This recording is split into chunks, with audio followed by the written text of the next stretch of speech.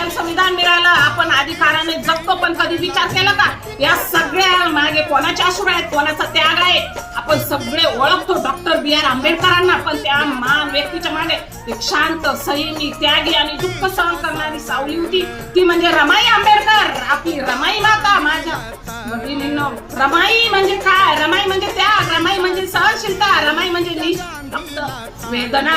जेव्हा बाबासाहेब शिक्षणासाठी परदेशात होते तेव्हा रमाईने घर सांभाळलं, उपासमार सहन केली, गरिबी सहन केली, स्वतःचं दुःख गिळलं, पण कधी बाबासाहेबांच्या स्वप्नाच्या आड आली नाही. एक आई म्हणून, एक स्त्री म्हणून तिने स्वतःची लेकरं गमावली.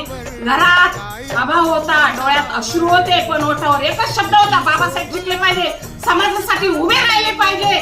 विचार करा, जर रमाईने त्यावेळी साथच दिली नसती, जर रमाई खचली असती, जर रमाईने बाबासाहेबांना थांबवलं असतं, तर आपल्याला संविधान मिळालं असतं का?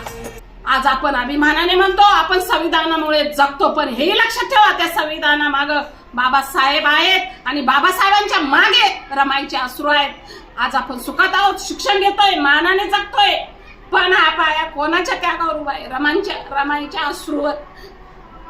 आज आपण रमाईला विसरतो, पण हे विसरणं म्हणजे त्या विसरणं आहे, मातेचं ममत्व विसरणं आहे आणि इतिहासाला नाकारण्यासारखं आहे. रमाईनं कधी स्टेज मागितलं नाही, रमाईने कधी प्रसिद्धी मागितली नाही, पण आज आपण तिच्या त्यागाची गोष्ट सांगतो. ही त्यांची त्यागाची गोष्ट सांगणं ही आपली जबाबदारी आहे. संविधान बाबासाहेबांनी लिहिलं, पण त्या प्रत्येक शब्दामागे रमाईचे अश्रू आहेत. बाबासाहेब उभे राहिले कारण त्यांच्या मागे रमाई ठामपणे उभा होती. रमाईला विसरणं म्हणजे त्यागाला विसरणं आहे. जय भीम.